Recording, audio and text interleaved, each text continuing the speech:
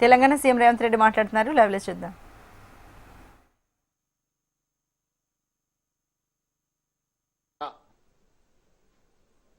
శాసనసభ లోక్సభ నియోజకవర్గాల పునర్విభజన కార్యక్రమాన్ని తీసుకొస్తున్నాము అని చెప్తున్నారు.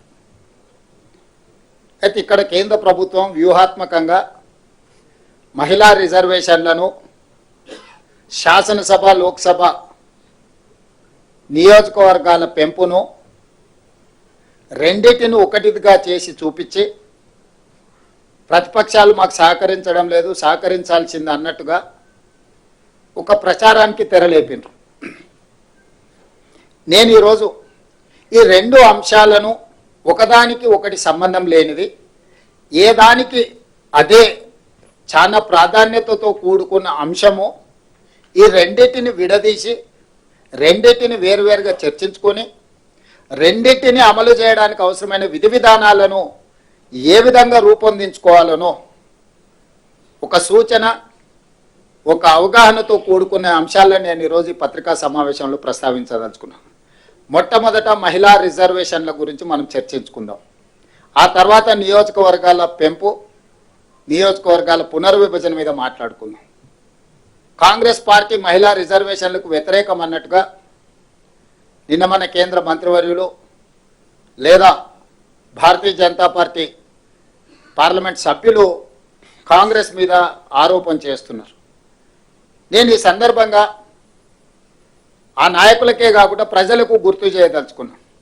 స్వతంత్రం వచ్చిన తర్వాత ప్రజాస్వామిక దేశంలో రాజ్యాంగాన్ని రచించుకొని ప్రజలెన్నుకున్న ప్రభుత్వాలను ఏర్పాటు చేసుకోవాలని ఆలోచన చేసినప్పుడే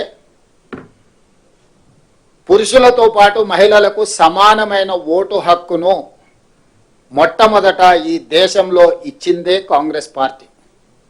అప్పటికే ప్రపంచంలో చాలా దేశాలలో మహిళలకు ఓటు హక్కు కానీ మహిళలకు కనీస గౌరవం కానీ దక్కని పరిస్థితుల్లో స్వతంత్ర భారతదేశంలో కాంగ్రెస్ పార్టీ మొట్టమొదట మహిళలకు ఓటు హక్కును ఇచ్చి పురుషులతో పాటు మహిళలకు సమానమైన అవకాశాలు కల్పించి రాష్ట్రంలో కానీ దేశంలో కానీ ఏర్పడబోయే ప్రభుత్వాలు మహిళలను నిర్ణయం తీసుకునే అవకాశము, అధికారము కాంగ్రెస్ పార్టీ కల్పించింది.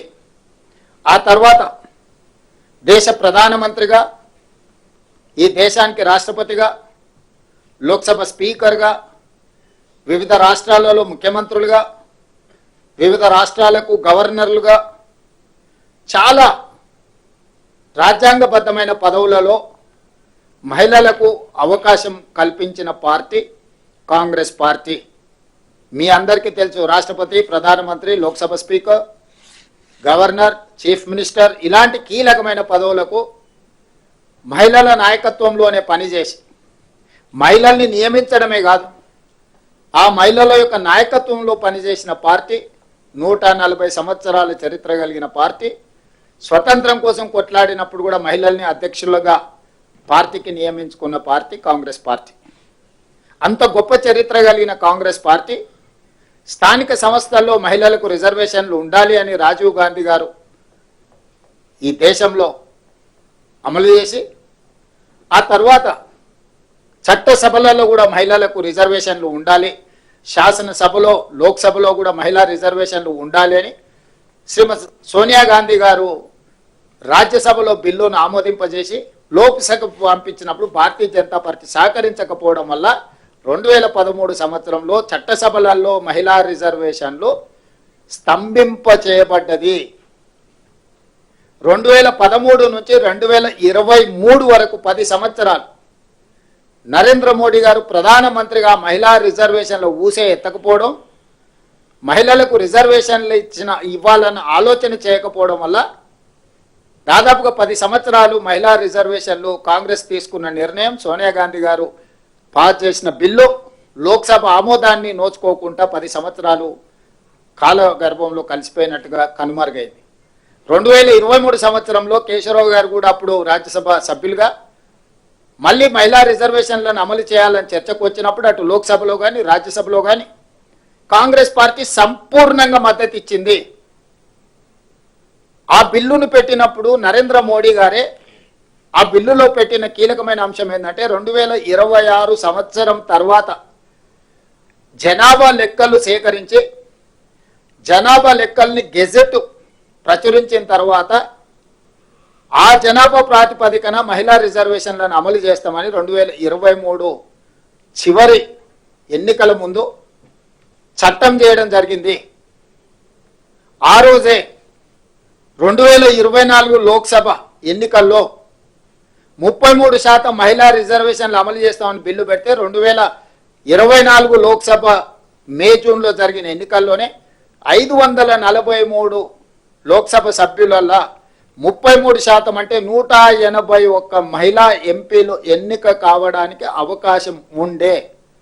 దాంతోపాటు 2024 మే జూన్ తర్వాత ఏ రాష్ట్రంలో ఎన్నికలు జరిగినా ఆయా శాసనసభలలో కూడా 1/3 మహిళా రిజర్వేషన్ అమలు చేయమని చట్టం చేసినుంటే ఈ మధ్యకాలంలో జరిగిన 24 నుంచి ఇప్పటి వరకు జరిగిన అన్ని రాష్ట్రాలు ఎక్కడైతే ఎన్నికలు జరిగిన రాష్ట్రాలు ఉన్నాయో ఆ రాష్ట్రాలలో కూడా అసెంబ్లీలలో 33% మహిళా రిజర్వేషన్లు అమలు జరిగి ఉండు.